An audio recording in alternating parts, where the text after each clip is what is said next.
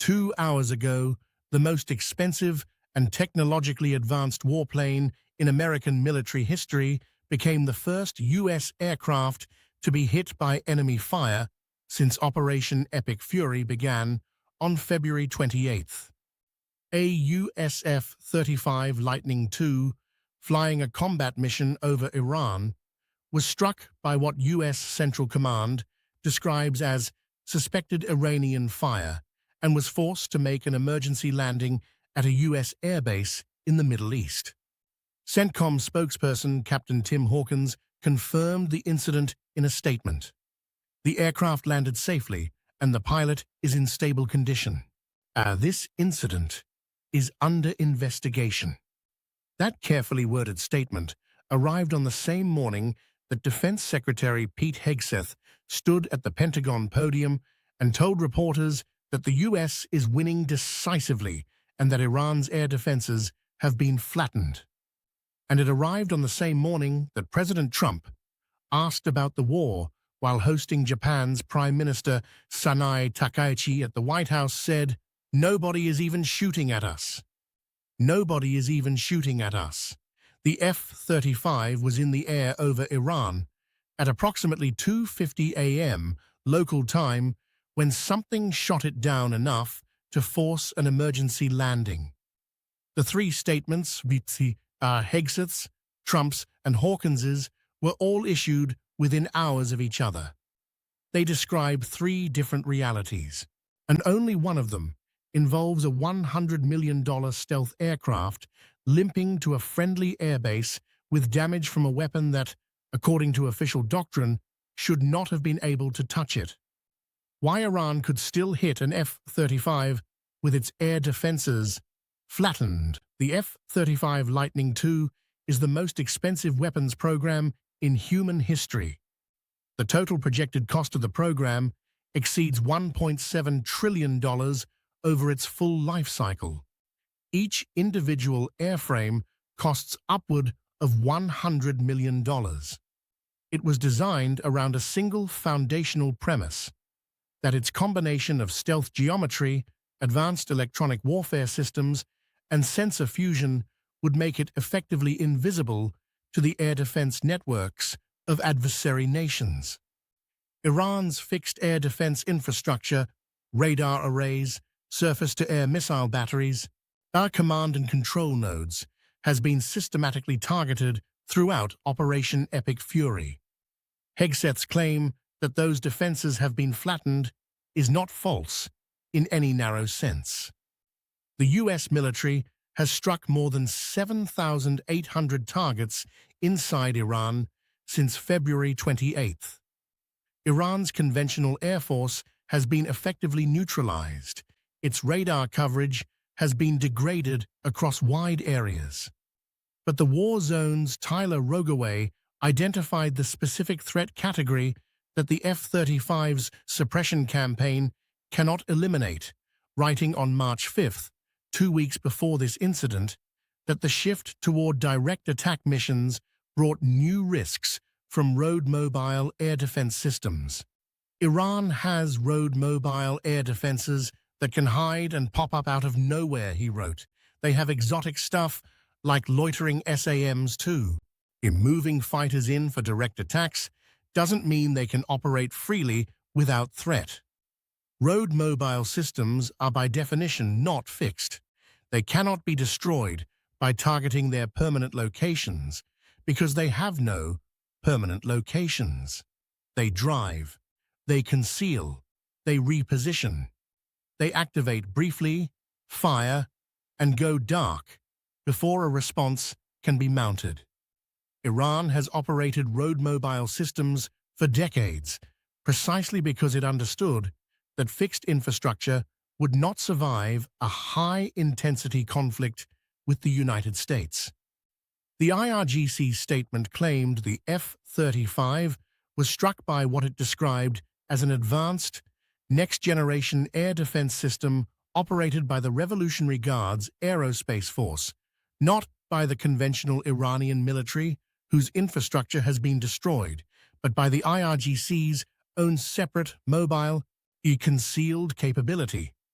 The IRGC released video footage, described by open-source analysts as appearing to show a surface-to-air missile striking an aircraft consistent with an F-35's thermal signature, captured through a forward-looking infrared system. The footage's authenticity cannot be independently confirmed. The post-impact physics, analysts noted, appeared consistent with a real strike rather than a simulation. Two accounts. One aircraft. Only one can be right. This is where the two official narratives diverge completely, and where the divergence itself becomes the story. U.S. Central Command. The aircraft landed safely. The pilot is stable. The incident is under investigation. No weapon system identified. No damage assessment provided. No variant or service branch disclosed. IRGC, the aircraft sustained heavy damage. Its fate remains unclear and is still being assessed. The probability of a crash is high.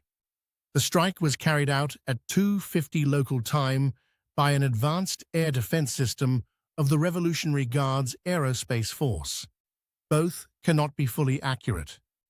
If the aircraft landed safely and the pilot is stable, the IRGC's claim of probable crash is false.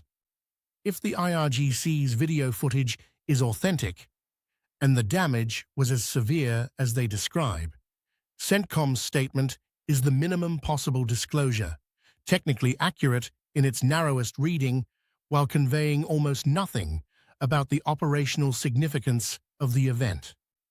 The war zone observed that if the IRGC video is genuine, the visible damage, a fluid leak, and continued engine heat signature in the final frames would be consistent with significant but non-catastrophic damage, and which would allow a skilled pilot to reach a friendly airbase. That reading is actually consistent with both accounts simultaneously.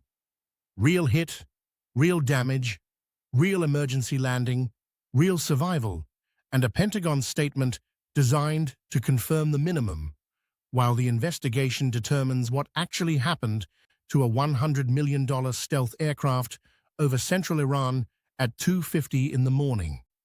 What is not in dispute?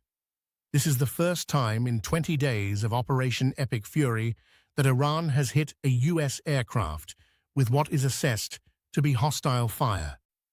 3 F-15s were lost to friendly fire in Kuwait on day 3. A KC-135 refueling tanker went down in western Iraq in what CENTCOM said was not enemy fire, but which killed all 6 crew members. This incident is different. This is the first confirmed hostile hit. And the aircraft it hit was not a 4th-generation fighter or a tanker. It was the crown jewel of the American air campaign. The question this incident answers, and why every adversary is watching. There is a larger strategic question embedded in today's incident that goes beyond the fate of one aircraft. The F-35 program was justified for 3 decades on a specific argument that stealth, properly designed and maintained, would give the United States and its allies uncontested access to heavily defended airspace. The program survived enormous cost overruns, schedule delays, and performance controversies on the strength of that argument. Every dollar spent on it, and the total is measured in hundreds of billions, was defended with reference to the capability it would provide against sophisticated air defense networks. Iran's air defense network, even in its current degraded state, apparently retained enough residual capability to score a hit on the world's most advanced stealth aircraft on day 20 of a campaign specifically designed to eliminate that capability. That is not a trivial data point. It will be studied carefully by the U.S. military, by every allied nation that operates F-35s, and by every adversary nation that has spent years developing the systems most likely to challenge it. Bloomberg reported today that at least 16 U.S. military aircraft have been destroyed since the war began, including 10 Reaper strike drones hit by enemy fire and half a dozen other planes badly damaged in attacks or accidents. While the F-35 incident adds to a picture that the Pentagon's public statements have not fully acknowledged, that even in a campaign against a militarily degraded adversary, high-tempo air operations carry real attrition costs. Trump said, "Nobody is even shooting at us." The F-35 pilot who made an emergency landing this morning knows otherwise.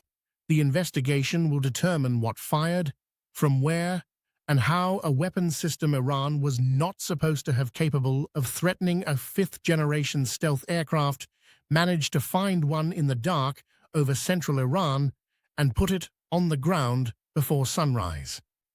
That answer matters beyond this war. It may be the most important single data point that Operation Epic Fury produces, not a target destroyed, not a leader eliminated, but a question answered about the one capability the United States has spent more money on than anything else in its military history. Is the F-35 actually untouchable? This morning, over Iran, something tested that assumption, and the aircraft came home damaged.